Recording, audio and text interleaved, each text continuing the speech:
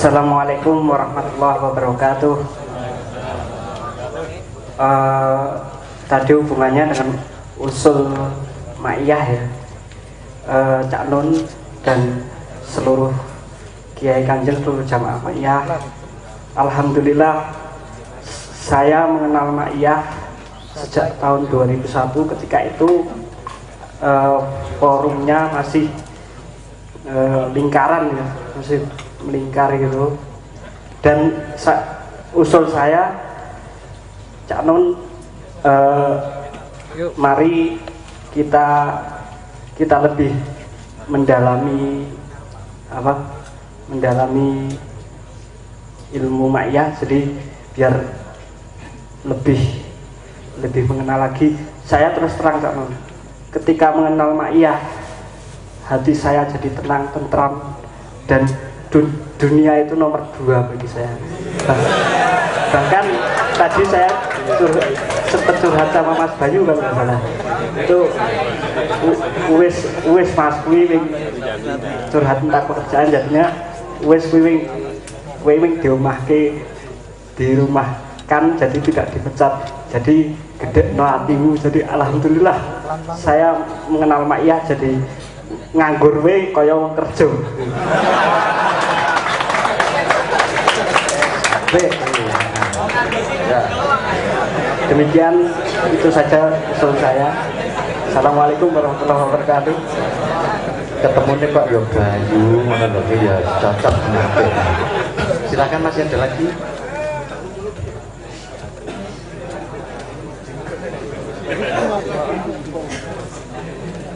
Silakan. Assalamualaikum warahmatullahi wabarakatuh. Ketok. Assalamualaikum, Sugeng Dalu sedaya. Memperkenalkan, saya dari Magelang beserta Mas Monok, Mas Nuriadi.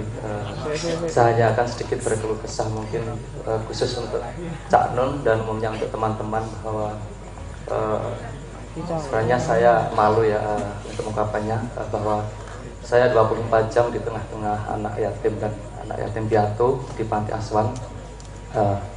Kemudian saya tidak bekerja di luar, kami 24 jam cuma mendampingi saja. Kalau saya punya nilai dan mendapatkan dari Ma'iyah, saya investasikan ke anak-anak, saya sampaikan ke anak-anak. Dan yang menjadi istilahnya debat dalam nurani saya ketika saya makan, saya juga istilahnya juga mencarikan istilahnya penghidupan untuk anak-anak, baik biaya sekolah juga biaya makan. Kemudian yang menjadi kegelisahan saya, apakah saya itu termasuk yang memakan harta anak yatim atau tidak, dan itu saya minta kejelasannya. Dan kesedihan saya saat ini adalah ketika kita sudah istilahnya menanam pohon di tanah yang gersang, di tanah yang tandus, bahwa kita merintis, betapa ketika rintisan itu dapat dikatakan babat alas yang banyak keringat, tapi ketika kita sudah berkeringat, tumbuhan sudah subur, sudah rindang, tapi banyak benalu yang istilahnya ingin numpang hidup. Dan keprihatinan kita di situ, dan itu sangat berat ya, kalau otensitas kita sudah dapat, keikhlasan sudah ada, dan istilahnya waktu juga kita udah bertahun-tahun seperti itu, dan istilahnya mohon untuk agar kami lebih istiqomah dan lebih kuat. Terima kasih. Assalamualaikum warahmatullahi wabarakatuh. Mas Sinten? Mas Eko. Masih ada lagi? Ya, ada 2 di sebelah. Monggo. Terima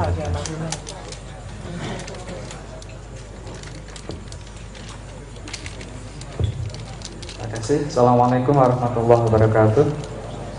Nama saya Zahrul dari Madiun.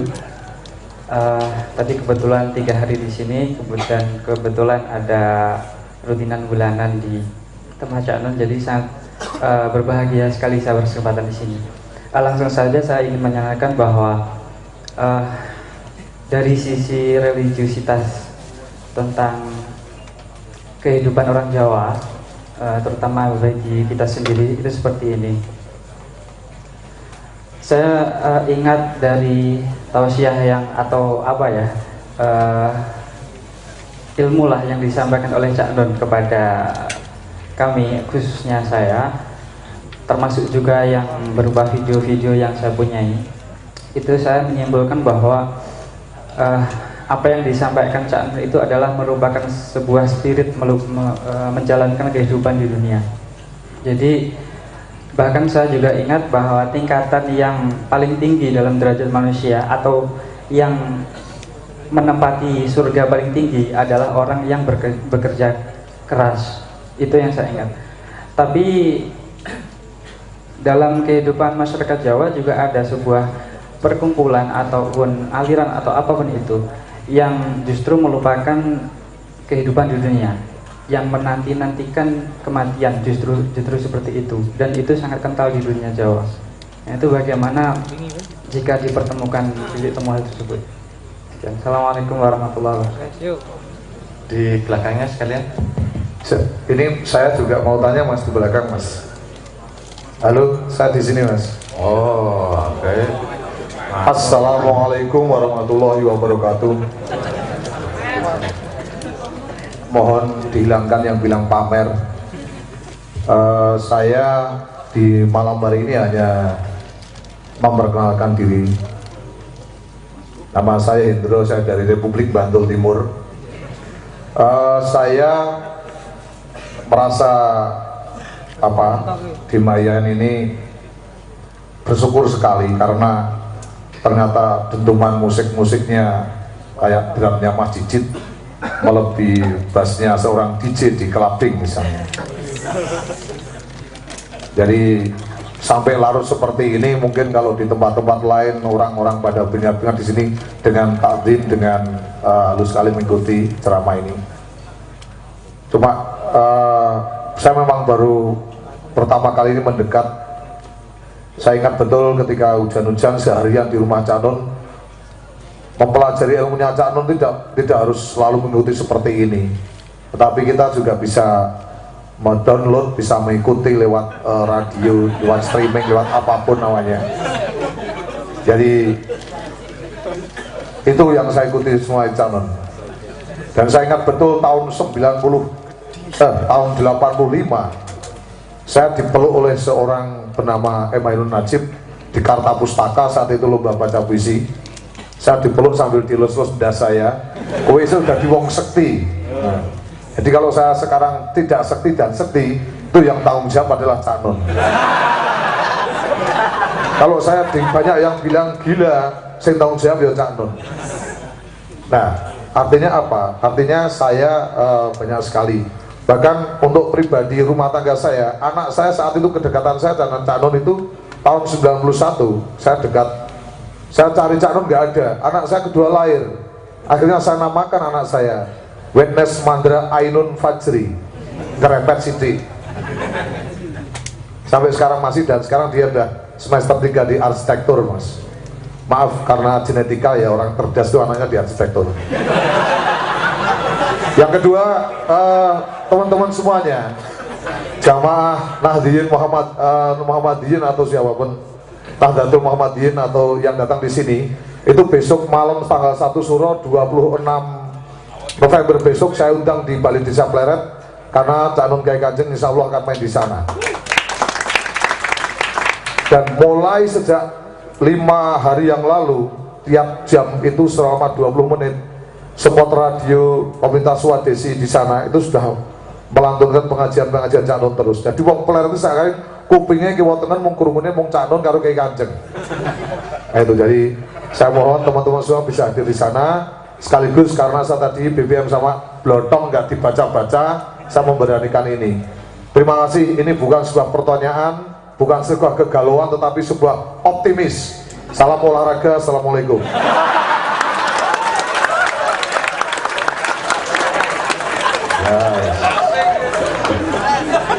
Umatnya makyah tambah siji meneh. Yes, Mas Endro Pleret, terima kasih. Silakan dilanjutkan. Assalamualaikum warahmatullahi wabarakatuh. Nama saya Habibi dari Sidoarjo. Masalah makyan, saya pernah mengutip dari bukunya Cak Nun yang Jejak Tinju Pak Kiai.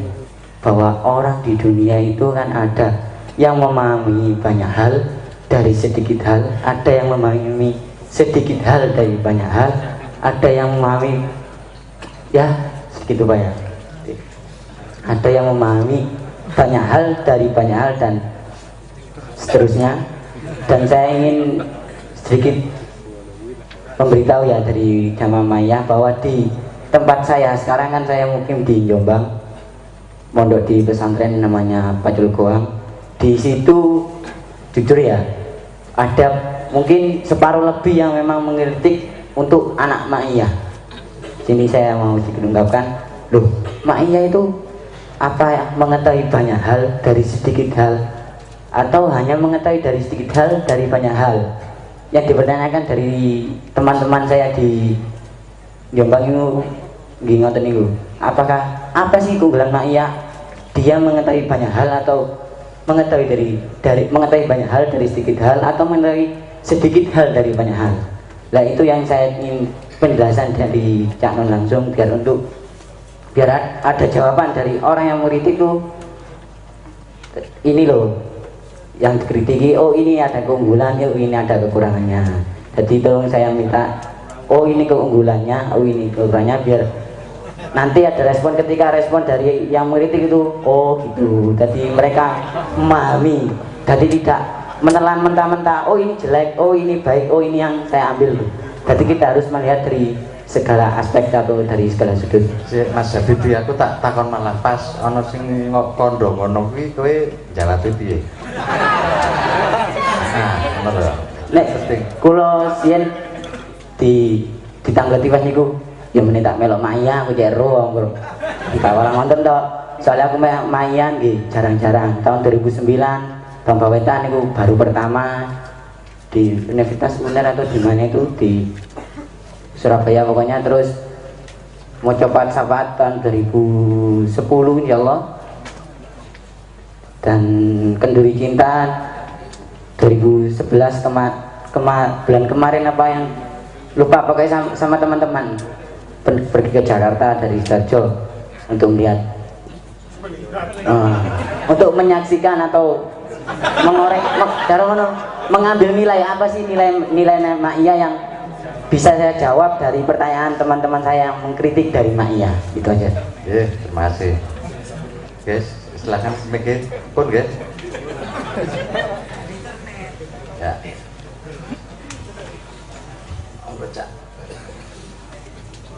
Oke, saya tolong diingatkan satu persatu, saya tidak terlalu ingat saya. Siapa Mas Wahyu sama Mas Eko, saya kira itu pernyataan ya yang perlu ini Mas Jahrul tadi ya dari Madiun, religiositas orang Jawa tentang terutama yang menunggu kematian. Ya. Jadi kan ini di Ma'iyah ini setiap orang itu cuma dibuka pori-porinya, dibukakan pintu, terus oleh mumel busak piro sak karepmu dhewe. Nah gitu. Di Ma'iyah itu bukan ajaran.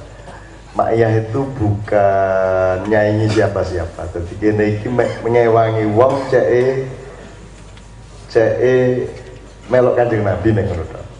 Jadi iya, jadi dia cuma jalan. Jadi dia sebenarnya kalau saya memahami NU Muhammadiyah kabeh yang ngono iku. Gaya mosok kon dadi wong Ma'iyah. Aja dadi wong Ma'iyah iku mek ngeterno awakmu cek Islammu kaya Islame Kanjeng Nabi lah ngono tok. Ngono lho. Jadi jangan sampai ono oh iki Islam Ma'iyah siji karo Islam NU lho. Gak ono rek sing ono iku Islam Muhammad. Gitu loh. Jadi Ma'iyah itu tidak punya gengsi untuk menjadi korps ya. Ini cuman iki mek mijeti awakmu refleksi cek seger, cek fresh di dalam memahami Rasulullah gitu.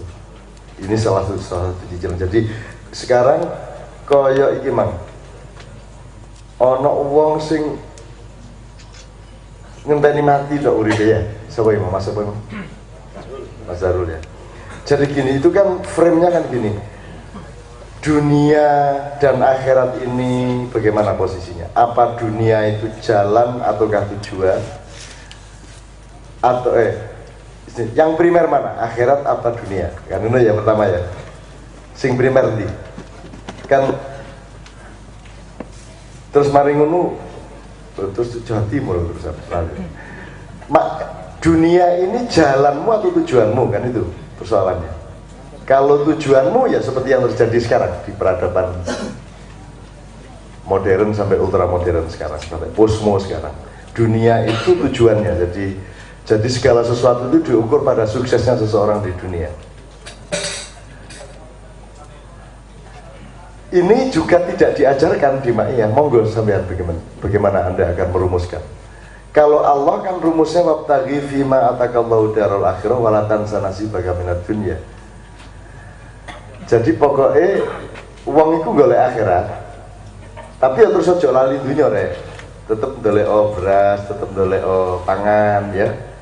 Tapi itu sekedar cari pangan saja, sekedar lewat di dunia. Jadi dunia ini jalan. Tapi yang terjadi secara mainstream adalah dunia menjadi tujuan, akhirat menjadi sambilan. Pokoknya ya apa carane saake-ake aku oleh badi, engko sekali-sekali tak kaji, tak umroh lah ngono.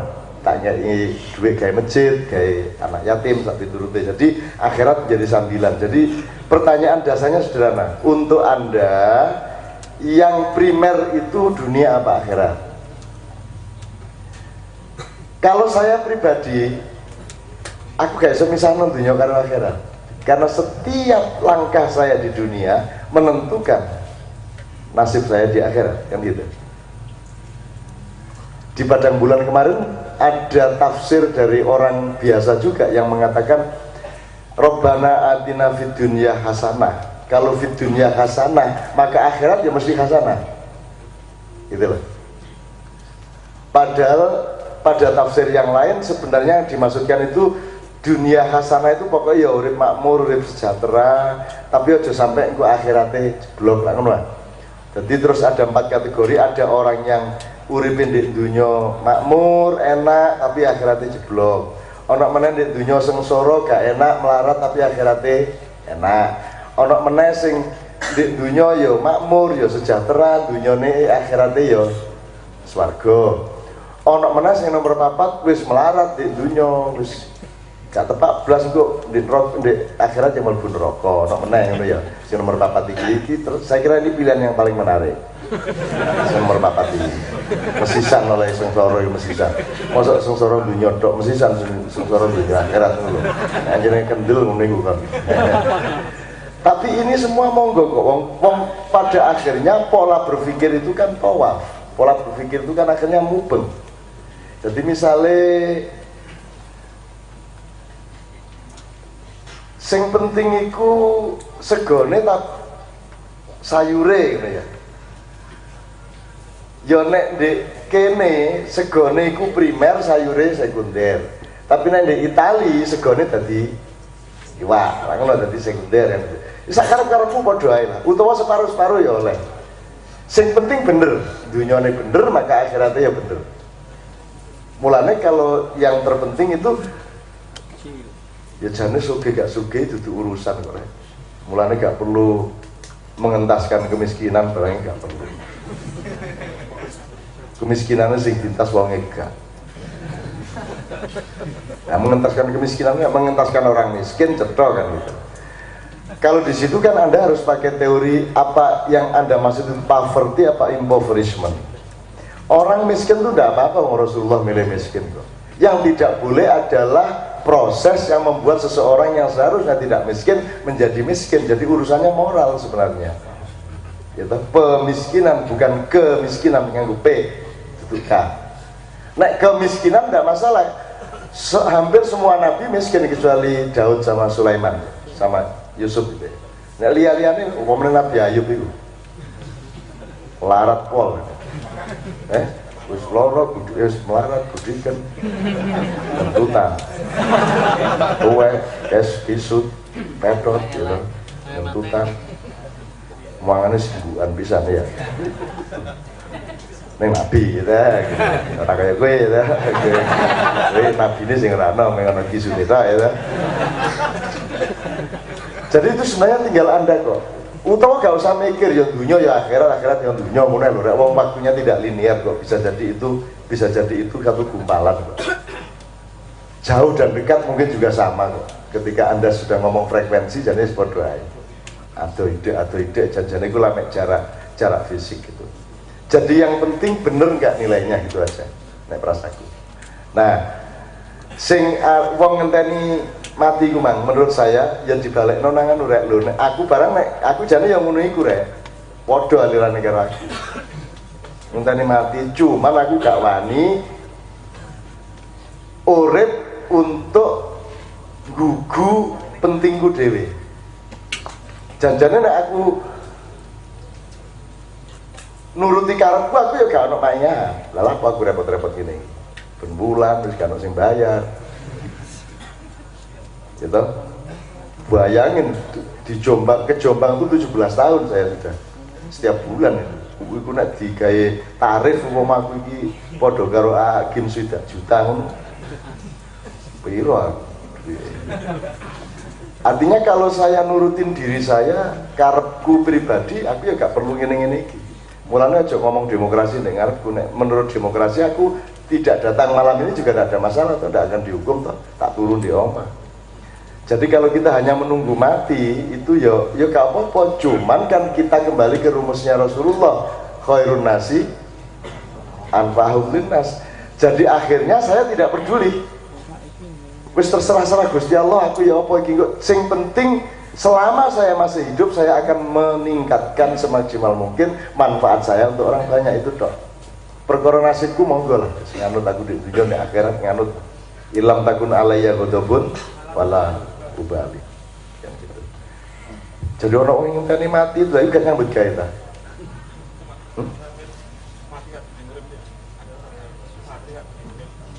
Oh mati sak jroning urip.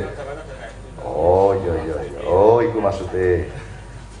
Ya aku bendino iki. Tiap hari kita harus sanggup membunuh diri kita dalam arti tiap hari kita berkembang. Tadi kan saya 8, sekarang saya 9. Jadi kan 8 bukan 9. Berarti yang 8 sudah mati. Kan itu. Kemarin saya 7, sekarang saya 8. Yang 7 sudah mati, yang lahir 8 kan itu. Jadi sebenarnya bunuh diri itu tidak apa-apa. Yang dimaksud bunuh diri adalah engkau membunuh dirimu yang kemarin, yang belum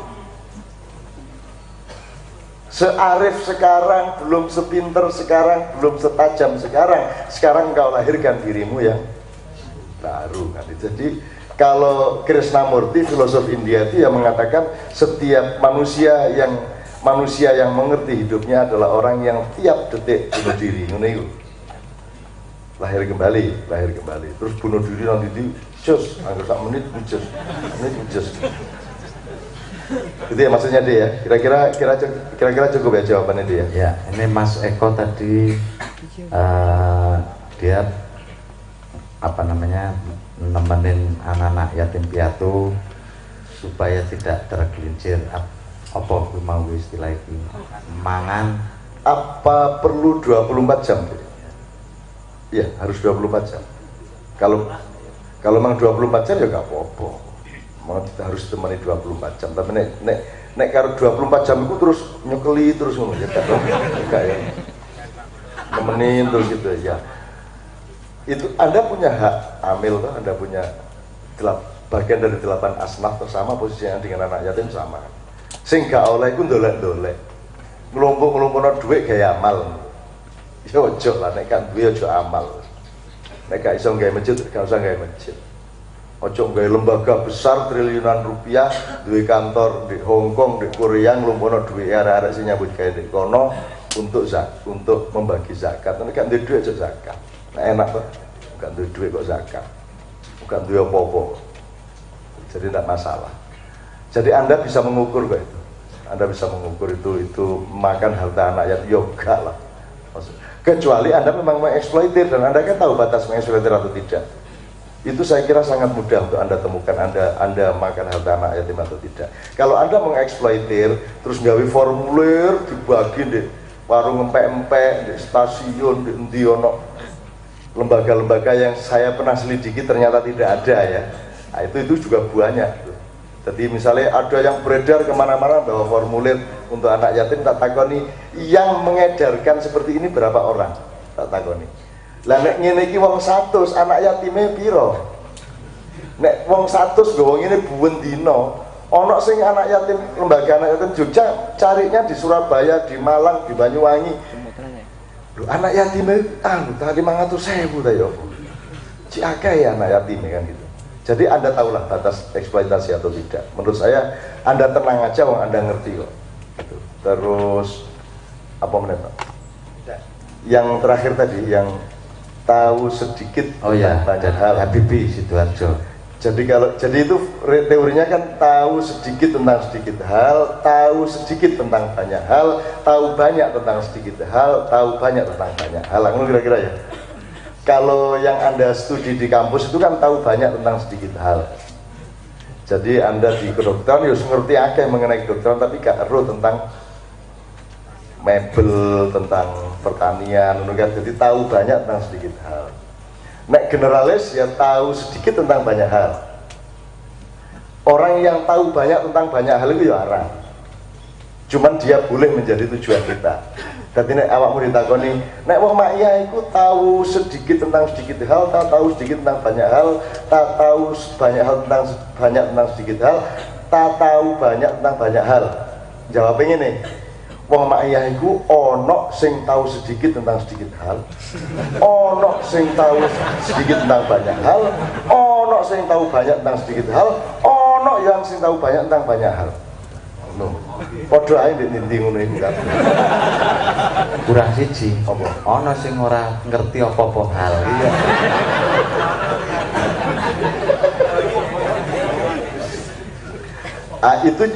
Itu akal-akalan saya kok, Cik. Itu saya membuat begitu supaya Anda bisa punya gambaran, tak gambar nomuniku. Supaya Anda tidak mlebu fakultas iki terus Anda merasa sudah mengetahui semuanya. Gitu loh. Jadi kita itu gini, kan saya pernah, itu kan saya dampingi dengan kehati-hatian gini. Nek kon dadi wong pinter terancam dadi sombong. Nek kon dadi wong kuat sakti terancam dadi sombong. Jadi sugih ngemu sombong, hebat ngemu sombong, kuat ngemu sombong, pinter ngemu sombong. Ternyata alim ya ngemu sombong. Kon dadi wong alim iso dadi sombong terus angger ngedepi wongi langsung kon apik wong elek kan ngono ta. Ya jadi Rasulullah itu begini. Ngerti iki wong elek kabeh. Sing apik dhewe to. Jadi sangat bahaya untuk menjadi orang yang Anda sebut unggul tadi. Mulane kalau saya pribadi gak usah unggul lah. Lah apa sih kate unggul-unggul barang. Unggul harjo. Ya lumayan. Jadi menurut saya sekolah unggul itu barang ini aku membahayakan anak-anak didiknya. Itu akan membuat dia mungguh meneng-meneng 3 file untuk sombong kepada orang lain. Wong kita diajari yang nomor 1 tawadhu kok malah kon gawe sekolah unggul itu. Sekolah tawadhu gak dikapayu. Sing cocok sekolah sombong kan gitu kan. Lah terus piye? Gitu loh Dek. Jadi menurut saya ya ndak usah unggul lah. Umpama unggul sing ngarani wong liya lah dudu awakmu lah kan gitu. Ayu ae aja kemayu ngono lho ya. Ganteng aja. Bagus wae aja kebagus. Itu. Apa meneh liyane? Jadi ya liyane